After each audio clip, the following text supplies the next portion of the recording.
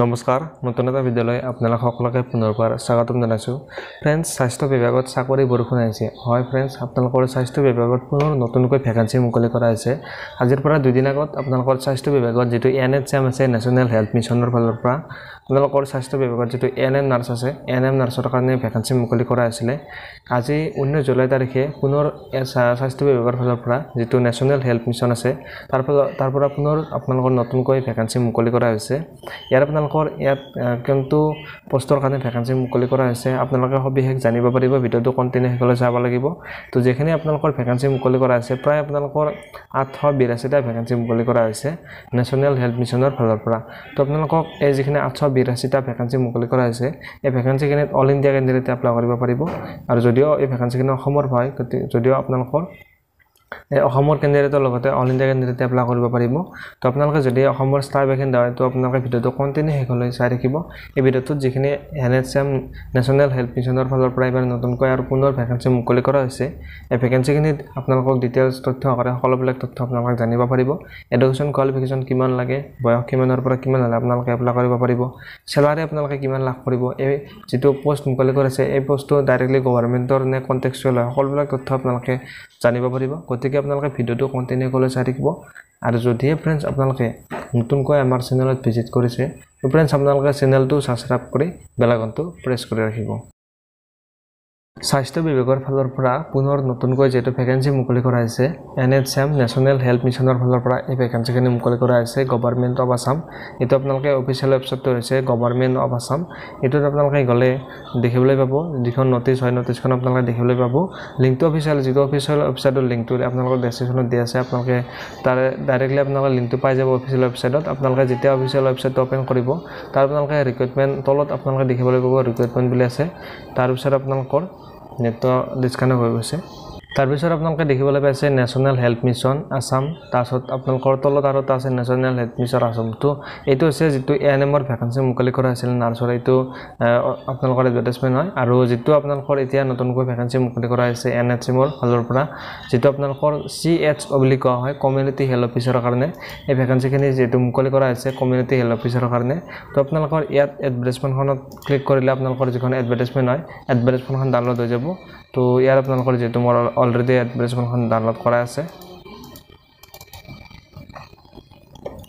এখন আছে ফ্ৰেণ্ডছ আপোনালোকে স্ক্ৰিনত দেখিবলৈ পাই আছে এখন আছে এডভাৰটাইজমেন্টখন আৰু ইয়াৰ আপোনালোকৰ উল্লেখ কৰিছে যে এই ভ্যাকেন্সিখিনি আপোনালোকৰ কন্টেক্সচুৱেল ভ্যাকেন্সি হয় ইয়াৰ আপোনালোকৰ যেটো এপ্লাই ইতিমধ্যে এপ্লাইটো ষ্টাৰ্ট হৈ গৈছে 20 তাৰিখৰ পৰা ইয়াৰ এপ্লাইটো ষ্টাৰ্ট হৈ গৈছে আৰু আপোনালোকে এই ভ্যাকেন্সিখিনিত 5 আগষ্ট মাহৰ 5 তাৰিখলৈ আপোনালোকে ভ্যাকেন্সিখিনিত এপ্লাই কৰিব পাৰিব আৰু যেটো পোষ্টটো হৈছে আপোনালোকৰ কমিউনিটি হেল্থ অফিচাৰৰ কাৰণে এই পোষ্ট ভ্যাকেন্সিখিনি মুকলি কৰা হৈছে টোটাল আপোনালোকৰ 882টা ভ্যাকেন্সি মুকলি কৰা হৈছে আৰু তাৰ পিছত আপোনালোকৰ যেটো আপোনালোকৰ স্যালাৰিটো হৈছে আপোনালোকে 27500 টকা আপোনালোকে স্যালাৰি লাভ কৰিব আৰু পাৰ মান্থ আপোনালোকে 27000 স্যালাৰি আপোনালোকে লাভ কৰিব যেটো এটো কন্ট্ৰেকচুৱেল জব হয় আৰু ইয়াৰ আপোনালোকৰ ইনসেন্টিভ থাকিব ইনসেন্টিভ আপোনালোকে 15000 টকা লৈকে আপোনালোকৰ ইনসেন্টিভ আপোনালোকে লাভ কৰিব 15000 টকা এটো ম্যাক্সিমাম হয় তো আপোনালোকে হয়তো 10000 15000 13000 এনেদৰে আপোনালোকৰ ম্যাক্সিমামটো আপোনালোকৰ 15000 তো আপোনালোকে গম পালে তো আপোনালোকে এনেদৰে ইনসেন্টিভ লাভ কৰিব তাৰ পিছত আপোনালোকৰ যেটো মেন যেটো স্যালাৰি তো আপোনালোকৰ থাকিব 27500 টকা তাৰ লগত এখিনি আপোনালোকৰ যোগ হ'ব ইনসেন্টিভ পইচাটো আপোনালোকৰ তাৰ পিছত আপোনালোকৰ যেটো এডুকেশ্যন কোৱালিফিকেশ্যন ইয়াৰ আপোনালোকৰ যেটো এলিজিবিলিটি ক্ৰাইটেৰিয়া দিয়া আছে এডুকেশ্যন কোৱালিফিকেশ্যনত তো এইটো আপোনালোকৰ অতিকৈ গুৰুত্বপূৰ্ণ হয় এইটো আপোনালোকে ভালদৰে মনোযোগ দি শুনিব ইয়াত দিছে যে আপোনালোকে candidate must have pass BSc nursing আপোনালোকে BSc নাৰ্ছিং পাস কৰা হ'ব লাগিব বা পোষ্ট বেসিক BSc নাৰ্ছিং আপোনালোকে কৰা হ'ব লাগিব উইথ আপোনালোকৰ integrated certificate course in community health আপোনালোকৰ যেটো ইন্টিগ্ৰেটেড কমিউনিটি হেল্থৰ আপোনালোকৰ সাৰ্টিফিকেট আপোনালোকৰ থাকিব লাগিব আৰু আপোনালোকৰ দিছে যে BSc কমিউনিটি হেল্থৰ আপোনালোকৰ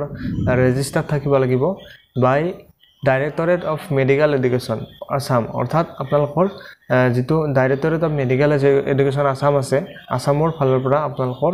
ৰেজিষ্টাৰ আপোনালোকৰ থাকিব লাগিব আপোনালোকৰ ৰেজিষ্টাৰ কৰা থাকিব লাগিব এটোৰ বিষয়ে আপোনালোকে গম পালে তাৰ কাৰণে আপোনালোকে আৰু ইয়াৰ আপোনালোকৰ দি দিছে বা আপোনালোকৰ যদি এইটো কোৱালিফিকেশ্যন নাই তো ইয়াত দিছে যে BSc নাৰ্ছিং বা আপোনালোকৰ post basic BSc nursing pass from nursing institute university recognise যিকোনো ইনষ্টিটিউট বা ইউনিভাৰ্চিটি ৰিকগনাইজৰ ইণ্ডিয়ান নাৰ্ছিং কাউন্সিল বা Assam nursing midwife health visitors কাউন্সিলৰ পৰা আপোনালোকৰ যেটো ৰেজিষ্টাৰ আপোনালোকৰ থাকিব লাগিব তো আপোনালোকে এপ্লাই কৰিব পাৰিব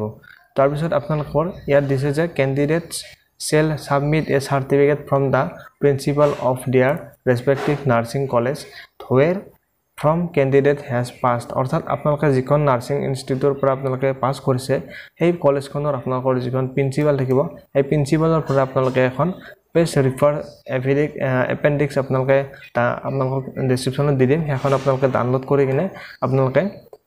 আপোনালোকৰ যেটো প্ৰিন্সিপাল আপোনালোকে যিখন কলেজত নাৰ্ছিং কৰিছিলে সেই কলেজখনৰ আপোনালোকে সিগনেচাৰ আপোনালোকে আনিব লাগিব আপোনালোকে যিখন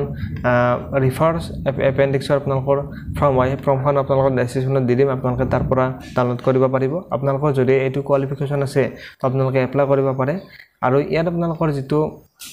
ৰিজাৰ্ভেশন ইয়াত ৰিজাৰ্ভেশন বিলাকো দিয়া আছে ভাৰ্টিকেল ৰিজাৰ্ভেশন দিয়া আছে তাৰপিছত হৰিজন্টাল ৰিজাৰ্ভেশন দিয়া আছে এসটি এসসি সকলৰ ৰিজাৰ্ভেশন আছে পোষ্ট অৰ্থাৎ পোষ্ট আপোনালোকৰ ৰিজাৰ্ভেশন ৰখা আছে এসটি এসসি সকলৰ কাৰণে তাৰ পিছত আপোনালোক ওবিসি যিসকল বেকৱাৰ্ড এৰিয়াৰ ওবিসি ক্যান্ডিডেট আছে তেওঁলোকৰ ৰিজাৰ্ভেশন ৰখা আছে পোষ্ট তাৰ পিছত যিখিনি